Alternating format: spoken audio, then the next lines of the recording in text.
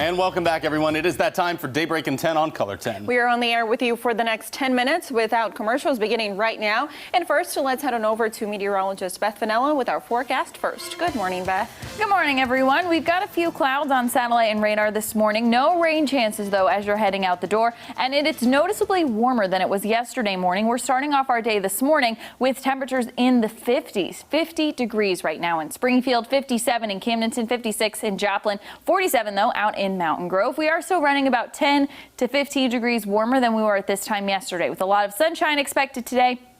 We've got dry roads for all of the commutes. Kids, you are going to need a light jacket at the bus stop this morning with those temperatures in the 50s, but it is warmer than it was yesterday. Warm and breezy today. Plenty of sunshine.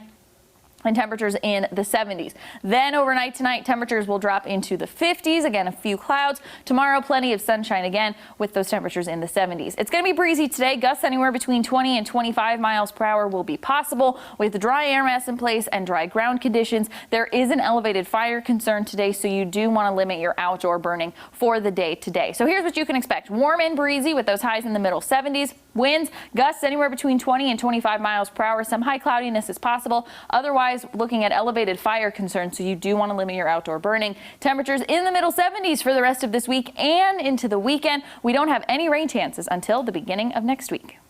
First up on the elections that we want to get to here is the race for Missouri governor between Mike Parson, who took over this seat in 2018, facing Nicole Galloway, Jen. That's right. So we have those numbers in with 100% of precincts reporting here in Missouri, and Mike Parson will retain his seat as Missouri governor. It is the first time he is running for governor. He took over the seat in 2018 and ran for the first time this year. 57% of the votes going to him, 1.7 million votes there. Nicole Galloway taking 41% of those votes, 1.2 million votes for her. And Rick Holmes as well, and Jerome Bauer were also running for governor here in Missouri. Now, the race for president is one that's still undecided. Even right now, you just heard Dr. Calfano talk about that. Nationwide polls show that Joe Biden still has 238 electoral votes, President Trump with 213. That's about 7 states, though, still undecided right now. This is on ozarksfirst.com, and it is very interactive. You can click and see which is which and what needs to happen in order for each candidate to win. You can look at that now, but as of now, no president decided for the U.S. And as some states are still waiting to call a winner, we do know the numbers here for Missouri. So let's take a look. President Trump taking 57% of the votes here in Missouri. That's just over 1.7 million votes for him. 41% of the voters in Missouri voted for Joe Biden, with 1.2 million voters voting for him. Joe Jorgensen taking almost 41,000 votes there, with 1% of registered voters here in Missouri voting for her. Also on the ballot, Howie Hawkins and Don Blankenship. Howie Hawkins with just over 8,000 votes and Blankenship 3,800 votes for him. So President Donald Trump taking Missouri with 58% of the votes. Also on those Missouri ballots, Amendment 3. That's got a lot of attention leading up to these elections, and it does come with some controversy. If passed, it would undo an amendment that voters approved only 2 years ago. Nija McDonald was tracking that race. She joins us in studio now with the results. Nija.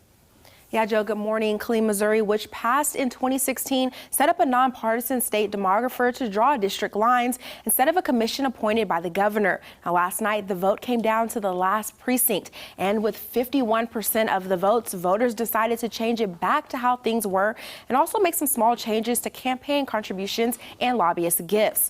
Now, this means that instead of a nonpartisan state demographer deciding the state's legislative districting, it will return to being done by bipartisan commissions appointed by the governor. These commissions are being renamed the House Independent Bipartisan Citizens Commission and the Senate Independent Bipartisan Citizens Commission.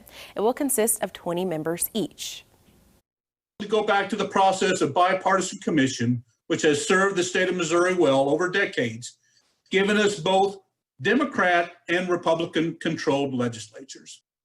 Well, the amendment also changes the criteria used to draw district maps, as well as lowering the threshold of lobbyists' gifts from $5 to $0. Campaign contribution limits for state Senate campaigns is also lowered from $2,500 to $2,400. Nija, thank you. And in Greene County, no major issues among polling locations or at the election center were reported in Springfield. Voter turnout currently sitting at almost 83%. With 2 precincts left to report. And this is more than the Greene County Clerk's Office had predicted, between 75 and 80%. In total, about 30,000 Greene County voters cast absentee or mail-in ballots. And so far, nearly 109,000 voted in person yesterday. Now, here's what comes next. Greene County Clerk Shane Scholler says the clerk's office will be catching up on tasks that had been put on hold. But as far as elections, there is still work to be done today. Thursday is really our bigger day. That's when we take all of the tabulation equipment and we post-test it. And so we want to make sure that the machines were tabulating correctly on election day, because again, those results are uncertified. But Wednesdays kind of bring back the equipment, get a little bit of a breather, and then get ready for Thursday. There were a few issues with voting machines when the polls opened, but Scholler says that's to be expected when scanners are being transported from one place to another. We do have some non-election local news for you. Springfield's first medical marijuana dispensary had a line of its own on Tuesday as the old Route 66 dispensary opened up to cardholders there. It was the first time that it opened up to the public, and in fact, they opened an hour earlier than scheduled because a line already started forming. It almost got backed up to Glenstone. The drive-through was getting people in and out, and the staff was happy to see the business come to fruition. It's been a journey from the beginning. Our team, we put it all on the line. We bought this building before we even got the license, and we risked a lot, but it's going to be worth it. We know patients personally that have to have this, including ourselves, and we're just super excited to get going. Right now, they're only selling medical marijuana in flower form, but the owner there anticipates that other forms will be manufactured, hopefully by the end of the year.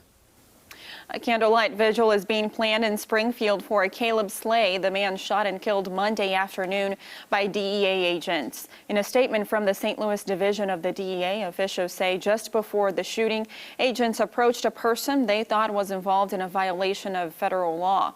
The statement goes on to say during the conversation between the agents and that individual, a second individual, later identified as Caleb Slay, approached the agents.